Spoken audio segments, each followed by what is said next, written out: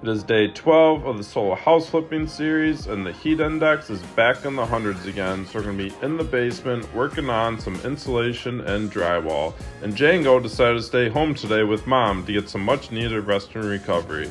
So we're off to Home Depot to load up on some drywall and some more lumber.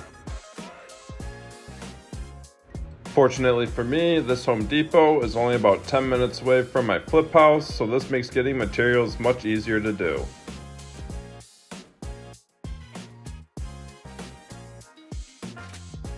I can't really think of a better way to start the morning than carrying some drywall downstairs. And let me tell you, it was hot. I was sweating and I was dripping sweat by the end of this, and I felt cooked.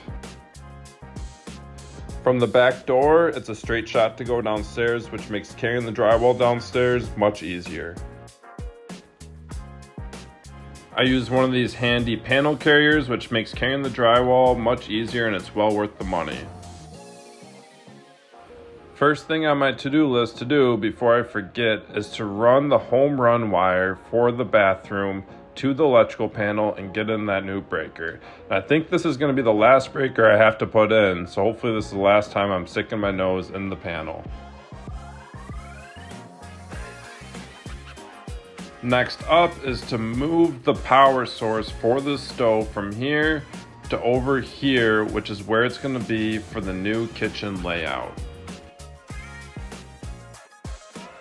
So I flipped the breaker and made sure the power is off, because this is something that you don't want to mess with, and I started disassembling it. I really wanted to reuse the existing wire because it would cost me a couple $100s to run a new one.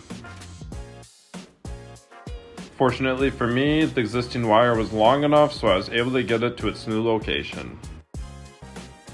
Now I'm going to drill from above where the new stove plug is going to go. Now I'm going to install a couple more conduit fittings and pull through that wire, and the wire is where it needs to be. Now I can finally get going on this insulation. I'm going to give everything a good vacuum before I get that insulation installed.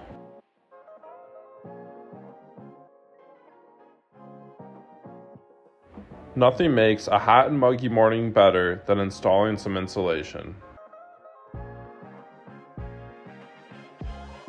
I know some house flippers might skip the installation step to save some money, but my motto is I treat every flip house as if I was going to live there.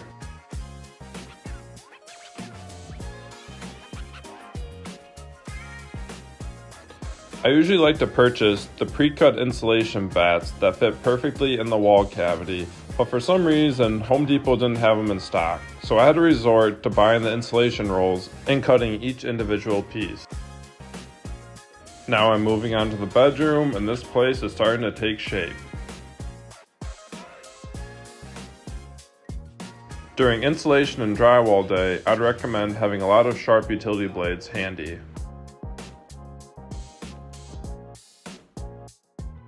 Now that the insulation's done, we can start moving on to hanging the drywall.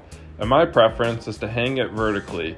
It's just easier as a one-man show, and also the mud joints will all be tapered instead of butt joints, so it's much easier for me to finish them. It was quite the challenge working the drywall around this existing water meter.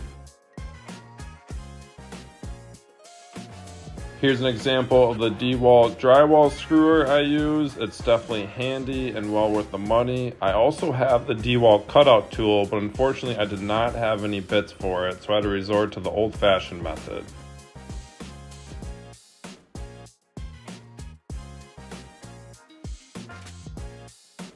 Just like most things in construction, the wide open spaces are really fast and there's a lot of progress, but then when you get to these small areas with a lot of cuts, it's very tedious and progress slows way down.